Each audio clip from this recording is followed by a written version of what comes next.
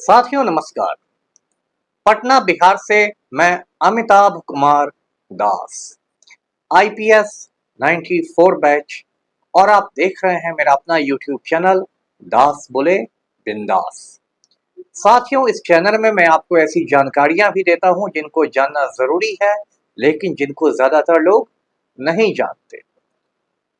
खबर ये आ रही है कि लॉरेंस बिश्नोई का गिरोह दो टुकड़ों में बंट गया है और गोल्डी बराड़ ने अपना एक अलग गैंग बना लिया है।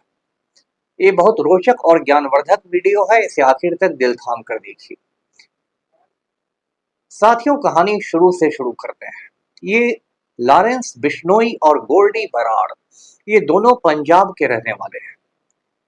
लॉरेंस बिश्नोई फजलिका का रहने वाला है और गोल्डी बराड़ मुक्तसर साहिब का। ये दोनों बचपन के ही दोस्त हैं, जिसे लंगोटिया यार कहते हैं, यानी बाल सखा हैं, और बचपन में साथ साथ क्रिकेट खेलते थे। 2011 में दोनों ने चंडीगढ़ यूनिवर्सिटी में दाखिला लिया। दाखिला तो ये सोच के लिया कि तालीम हासिल की जाएगी, लेकिन चंडीगढ़ विश्वविद्यालय में जाकर दोनों के पैर फिसल गए और दोनों अपराध की दुनिया में, जरायम की दुनिया में आ गए। अब ये जो अपराध की दुनिया होती है, एक अंधेरी सुरंग के जैसी होती है, जिसमें आप आसानी से जा सकते हैं लेकिन निकलने का कोई रास्ता नहीं होता, और उसके बाद पोस्टमार्टम से ही आपका किस्सा खत्म होता है।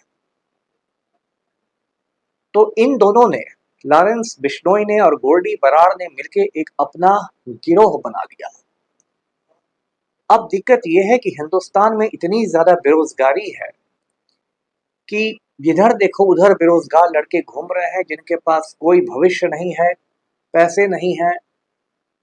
तो वो लोग थोड़े थोड़े पैसे के लिए गलत रास्ते पर चलने के लिए राजी हो जाते हैं। कुछ हजार रुपए लेकर किसी का खून करने के लिए तैयार हो जाएंगे। मतलब यहाँ बड़े बड़े गिरोह को, शार्प शूटर्स के लिए कोई कमी नहीं होती है। तो लॉरेंस बिश्नोई और गोल्डी बराड़ ने ऐसे ही लड़कों से संपर्क करना शुरू किया और धीरे धीरे इनका जो गिरोह था वो पंजाब से बाहर निकलकर दिल्ली, हरियाणा, राजस्थान सब जगह फैल गया और गिरोह पर समझिए दौलत की बरसात होने लगी। कई तरह से इसकी कमाई होती थी। एक कमाई तो होती थी एक्सटॉर्शन करके, जिसे बिहार में रंगदारी टैक्स कहते हैं।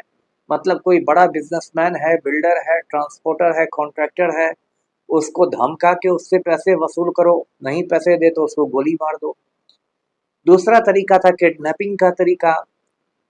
अपहरण करते थे लोगों का और फिरौती लेके फिर उसको छोड़ते थे, और इस तरह से इनकी बहुत कमाई थी। और ये अपनी कमाई को थाईलैंड के नाइट क्लब्स में लगाते थे, जुओं के अड्डे में लगाते थे। जुओं के अड्डे में इनकी कमाई 4 गुनी 5 गुनी हो जाती थी, और धीरे धीरे ये नेशनल से भी बाहर जाकर इंटरनेशनल गैंग बनते चले। लॉरेंस बिश्नोई का नाम पूरे हिंदुस्तान में तब फैला जब उसने फिल्म स्टार सलमान खान को जान से मारने की धमकी दी। सलमान खान उर्फ सल्लू मियां ने कुछ साल पहले जोधपुर में एक काला हिरण का शिकार कर दिया था।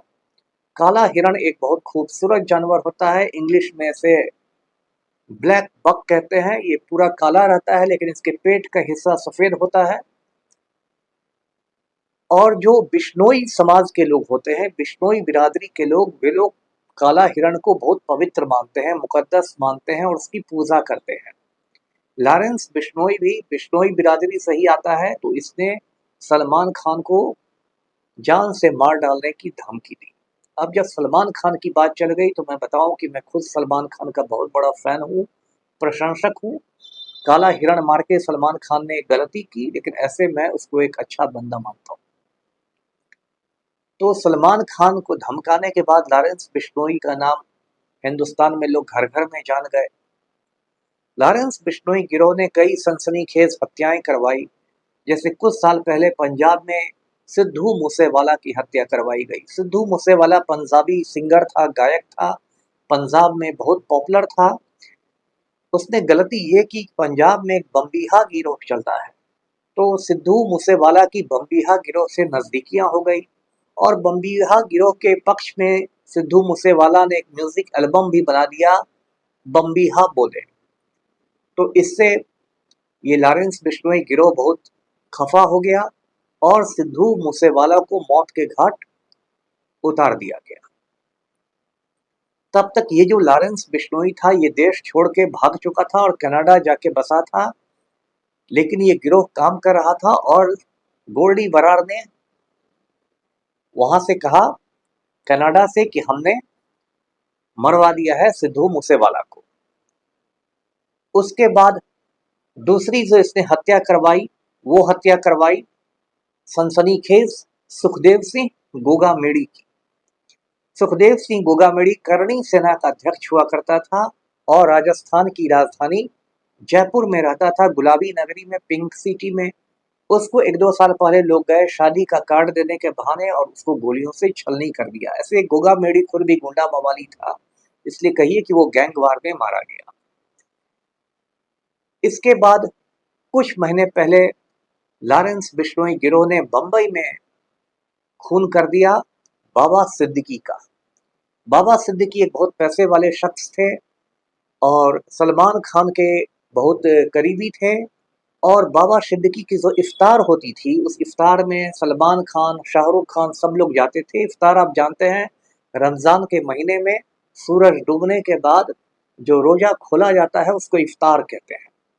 तो बाबा सिद्दीकी का कत्ल हो गया और उसके बाद चर्चा ये हुई कि बाबा सिद्दीकी का कत्ल करके लॉरेंस बिश्नोई गिरोह ने सलमान खान को एक तरह से डराया है कि आज तुम्हारे दोस्त का नंबर है, कल तुम्हारा नंबर आ जाएगा। इसी बीच यानी कि कुछ साल पहले लॉरेंस बिश्नोई की गिरफ्तारी भी हो चुकी थी और वो कुछ समय तिहाड़ जेल में रहा और बाद में गुजरात में अहमदाबाद के साबरमती जेल में आ गया। अहमदाबाद के करीब साबरमती नदी बहती है, गांधी जी का आश्रम भी उसी के किनारे था, साबरमती आश्रम।